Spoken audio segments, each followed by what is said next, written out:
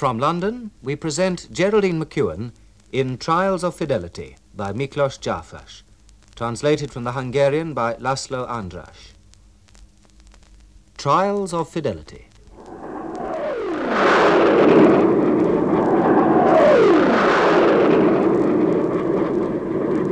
Zoom, zoom. The plane took off an hour ago. John will touch down in Stockholm in 30 minutes precisely. Ooh. Another architects' conference. Isn't he lucky? Oh, well, I've no cause to complain, I suppose. I'm alone in the flat, face down on the couch. I'm alone. Alone in my hometown, Budapest. Alone. I can do whatever I like. Strange, it never occurs to me that he might have an accident or something during the journey.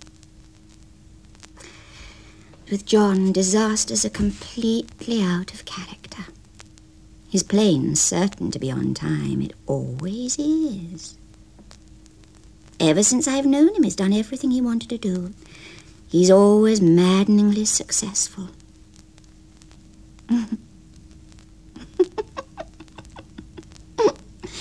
He's even made a success out of me. I married him 18 years ago. And during all those 18 years, I've been faithful. I don't know another woman, not a single one, who would have been faithful to her husband the way I have. But if there has been one, I'm sure she must have cracked up in the effort. I just can't stop patting myself on the back. Faithful for 18 years. Amazing. Not that there haven't been men. There have been plenty who wanted to lead me off from my journey. Oh, yes. Plenty. Hey there! Help. Keep quiet, will you? Swallowed much? Yes. It's all right now. Just hold on to my shoulders. I'll soon have her out. 1, 2. There. I'm standing up. Put your arms around my neck. That's it. I'll carry you out. Oh, here we are. Terra firma. Oh. Now, let's get out of these shadows and into the sun. Put me down, please. I have no intention of putting you down. If I got you out of the Danube, I have a right to hold you in my arms. Please. Why? Because I'm married, that's why. Oh, never. Put me down. And which school is your husband in? Which form? He's an architect. He's in charge of the reconstruction work here in St. Andre. I came down for a swim, I got cramp in the leg, and now will you please put me down? Are you really a grown-up? Oh, for heaven's sake. Oh, I'm sorry. Honestly, I thought you were just a student. I said I was married. Oh, in that case, I'll put you down. Thank you. Lucky you were passing here when I began to go under. Wasn't it? But now you'd better go home and change. You're soaking wet. It doesn't matter. I'm okay. Then, thank you again. And goodbye. Your husband's an architect, did you say? How old is he? 32. And you? 18. 18? Yes. If you're really 18, then I'll introduce myself, just as I am, covered in weeds. What? You say your name, too, just as you are, in shoes and gown. I beg your pardon? Oh, come off it. Just say, thanks, Francis, for saving my life. Oh. I turned my back on him, left him high and dry, ran up the bank, and never looked back till I reached our house. But all the way home, I could hear his voice saying, I'll introduce myself, just as I am, covered in weeds. Saying... Just say, thanks, Francis, for saving my life. But I said nothing. He did save my life, of course. Nothing much really happened. The poor boy fell in love with me as he was trying to save my life. Can't blame him, I suppose. Although perhaps I shouldn't think up excuses for him. Anyway, I had every reason to hurry back to John, who'd been my husband for 6 months.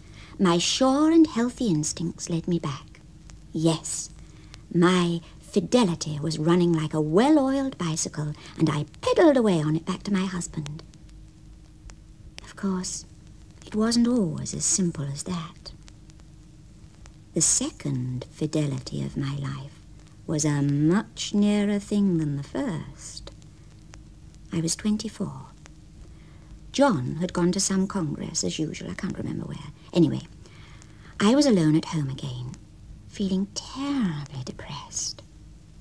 And suddenly, this restlessness came over me, so I decided to go out. I found myself at the zoo.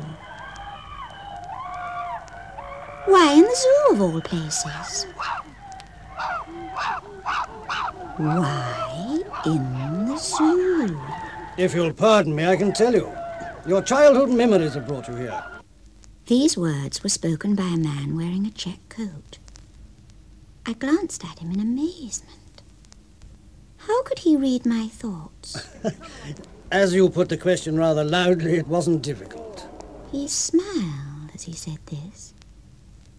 And later on, in front of the lion's den, he said, Look how afraid and sly that lion looks.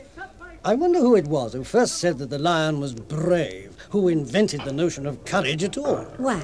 Do you think there are no courageous beings? The world's held together by cowards. Are you a coward? Of course. How do you know? Well, I never do what I'd like to do.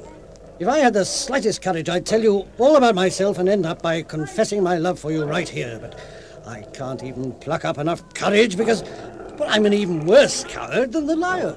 I looked at the stranger in the check coat. He was certainly better looking than my John. For one thing, he was taller, and his profile was stronger. Also, his voice was more pleasant. I mean, John would have said... But I can't pluck up enough courage because I'm an even worse coward than the lion. Yes, that's how John would have said it. But the man said it like this. But I can't even pluck up enough courage because I'm an even worse coward than the lion. Could two things be more different? But does it make any difference if one is faithful to one's husband? As a matter of fact, I don't think the man meant his love. Because if someone as manly as he was, and having such a voice... I'm an even worse coward than the lion. Well, what I mean is, if he really meant he was in love, he'd certainly have tried to kiss me. What am I talking about? As if I'd let him. Never. There's no better feeling for a woman than to keep her fidelity. It's like taking a shower on a sultry day. One just stands under one's fidelity and lets its cooling, bracing shower run down one's body. Gorgeous. What problems a faithful woman has. The easy women have an easy time. They simply deceive their husbands, and that's the end of it. But here we are, the poor faithful, who get no sympathy or understanding from anyone. That's the bitter truth. No one takes any interest in the faithful woman. Neither the Women's Guild, the trade unions, or the government. We're never on the agenda. We work away at our fidelity, while the others have their fun in the limelight. The telephone. Maybe they've taken notice of me after all. Perhaps the President of the Republic wants to convey his best wishes on the occasion of the 18th anniversary of my relentless fidelity. Hello? 18th Women's Hairdressing Shop? No, this is not the 18th Women's Hairdressing Shop. Wrong number. Damn. Now I can't think of what my next Fidelity was at the moment. No wonder, really. There have been so many. The first was the Lifesaver. The second, the Man in the Zoo. The third... Ah, yes. The third... Hosanna, Hosanna!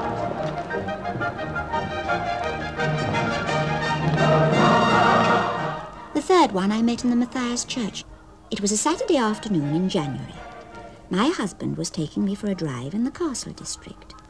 The music and the whole gay winter atmosphere cast their spell over me, and I went inside the church.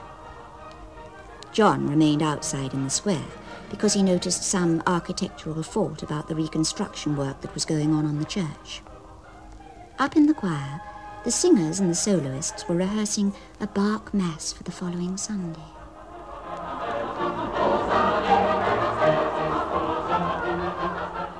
I was standing by a pillar, looking at the peeling walls and the ragged church banners, when suddenly I became conscious of a man's voice beside me. Anne. I turned towards the voice in surprise. Anne, don't you recognize me? Sorry, but I don't. I looked up at the tall, masculine figure. We played tennis in the same club 10 years ago. I was an undergraduate. I'm a doctor now, gynecologist. Stephen Malik. Of course, I remember you now. But you wore a moustache in those days, didn't you? I stopped growing it. But if you're interested to hear more about me, let's go outside, and while we're taking a stroll, we can talk. Impossible. My husband is waiting for me outside. Pity. Pity. I said too, out of politeness, and added, I must go now. It was nice to see you again. Goodbye.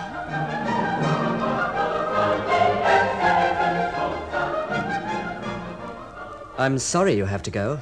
It's my day off, and it would have been nice to have a chat with a woman after so many women. Cheerio. You know, I'm a lonely person, but since we met, Goodbye. Aren't you glad we met by any chance? Yes, but... If only you understood what it means to me. Please, let go of my hand. Forgive me. Goodbye, then. And my regards to your husband. And I'll be waiting for you at this pillar the same time tomorrow afternoon.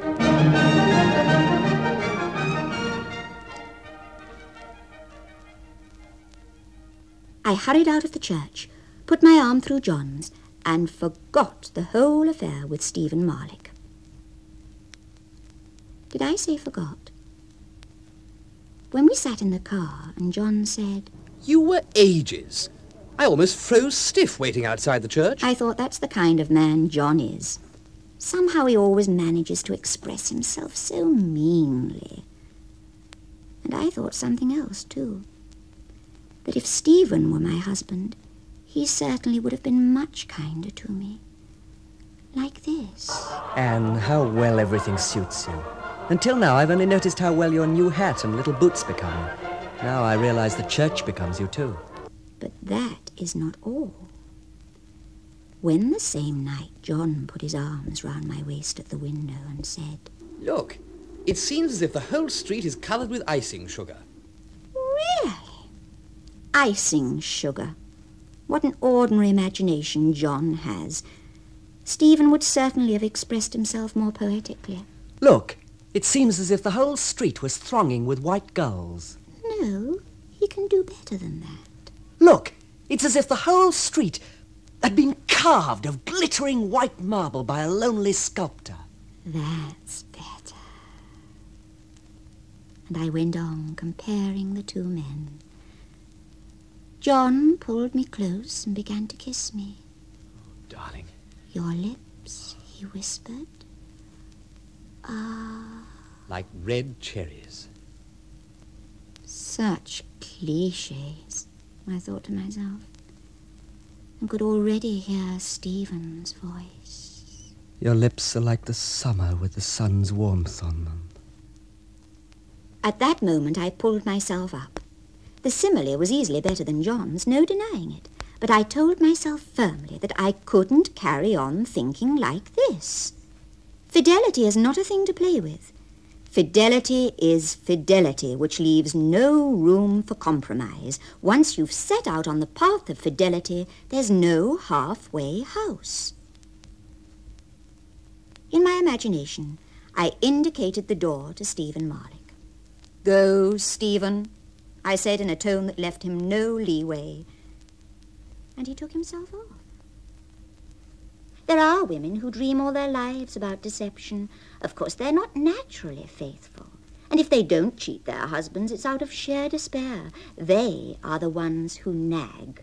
Of course, these faithful saints are all the more debauched in their dreams. If I were like that, I'd detest myself. But I'm faithful to my husband in my dreams, too. Though Julius Caesar once wanted to possess me.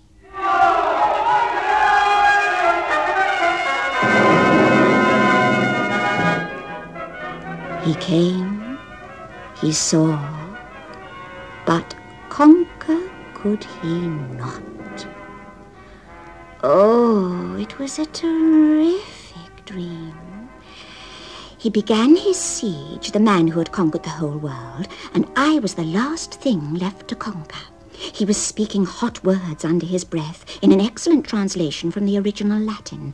I was drumming with all my might on his brawny body, and with the greatest possible strength of mind I said, let go, Caesar. You have a wife, be sensible, please, I said. I grew quite familiar with him in my dreams. Please let me alone. I won't cheat my husband, I won't. I was shouting all this in Latin. This shows what a woman is capable of if she is faithful. Caesar never lost a battle, he cried, and lifted me up in his arms. I kicked, I clawed, I bit, but he didn't bat an eyelid. He just smiled and said, never a battle so important, never victory so sweet. He held me in his arms like two steel clasps. He bent over me and wanted to kiss my lips. Then he cried out even more passionately than before and said, speak. Which country shall I conquer for you? Which dominion shall I make you queen of, so that you may be mine? I didn't answer. I kept silent and proud. What woman has ever had such a price offered her? And what woman could resist? I, for one, resisted stoutly. My fidelity proved a match for the man who had the whole world grovelling at his feet. But I had dreams of other celebrated men, too.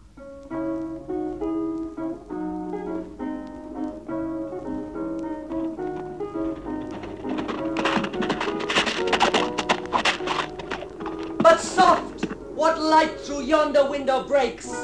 It is the east, and Juliet is the sun. Yes, I had a dream of Shakespeare, no less. He wanted the same thing as Caesar. When I told him that I was faithful to my husband, he made an innocent face and without further ado launched into a monologue. There's no fidelity greater and truer than thine, Anne, and I shall ever regard thee as faithful, even though it be but a mask, even if thou shouldst once prove frail. He spoke in this fashion for a while, then, warming to the task, embraced me. I resisted once again. Immortality counts nothing with me. So I started drumming on his body like I did on Caesar's. He was astonished I had no respect for his being a classic. He thought I'd be his mistress out of pure love for literature. He was mistaken. I chose John between John and Shakespeare. I know this is a bit hard to understand. Even John found it so. I know because when I told him about my dream next morning, he said, You're a marvellous woman, Anne, but to be quite frank, you baffle me. I suppose it's no new thing to you if I say that I could never think of any other woman but you. Still, if Cleopatra should offer herself to me in a dream, well, I don't know if I could resist the temptation. I was very disappointed, if only because I had previously resisted Caesar. This was the first time that I felt John didn't understand me. It hurt me what he said about Cleopatra. It was so vulgar. All the same, I continued to love John just as I had done before. And I never had second thoughts about William Shakespeare. For me, fidelity is the only modern way of life. Hello? Hello, 18th Women's Hairdressing Shop. No, this is not the hairdressing shop. Lasted. What? Oh, I do beg your pardon, but can you imagine that whenever I ring up the 18th Women's Hairdressing Shop, it's either busy or when it isn't, I'm put through to all sorts of private flats. This is a private flat, and it's the second time you've dialed the wrong number. You see, I'm trying to call my wife. Oh. She's a hairdresser and works at the 18th Hairdressing Shop. I see. She's one of the best workers in the trade and has been twice decorated for good work. I'm glad to hear you're so proud of her. Of course I'm proud of her. She's the most lovable creature in the world. Oh, and so beautiful. Pity I can't show you a photograph of her on the phone. How long have you been married? 10 years. Oh. And we've been in love for 10 years. But I really must apologize for disturbing you. Not at all. Let me congratulate you on a happy marriage. Thank you. You see, I'm happily married, too. Isn't that marvelous? Yes. Two happy people meeting by accident on a telephone line. Two people who know the secret of happiness. Well, I don't know if we understand the same thing by the secret of happiness. If I told you my secret, you'd laugh. I think I'm quite unique. The secret of my happiness is, please don't laugh, that I'm faithful to my wife. I'm not laughing. No? No. And if we're now talking to each other as two strangers, I can tell you in return that my secret is just the same. Incredible. Marvelous. What a fantastic coincidence. Isn't it? Yes. I've been married 10 years. Oh. By the way, I'm 30. How long have you been married? Me? Yes. 5 years. Well, that's a nice long time, too. Yes. 5 years of fidelity. Yes. Well, that's something, especially when a woman's so young. You don't sound more than 25. 29. Marvelous. Well, may I wish you every happiness for the future. Thank you. By the way, it's just occurred to me. My wife works till 9. Oh. Now, I'm going down to the Fountain Coffee Bar. Yes. If you like the idea, drop in for half an hour. You could carry on this conversation there. But You'll recognize me by the fact that I'll be reading Hemingway. Can you come down? No. I don't know. Well, if you don't come, let me once more wish you the best of luck in everything. Goodbye then, or better still, I'll be seeing you. Goodbye. Till then. What a nice, enthusiastic man. And he thinks just like me. How odd. A strange man asks me for a date. Two faithful persons sit down for a chat in a coffee bar. Why shouldn't I go? Besides, I'm curious to see the man face to face. The man who's got the same mind as me, has the same way of thinking as me. I'll go. Yes! I'm longing for the moment when I can face him. How much more exciting it is for a woman to stay faithful. Adultery is so boring.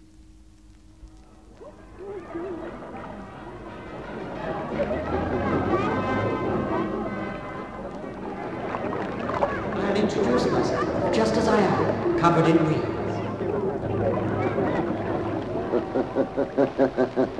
I tell you all about myself and end up confessing my love. I'll be waiting for you at this pillar, the same time tomorrow afternoon. Never a battle so important. Never victory so sweet. There's no fidelity greater and truer than thine, and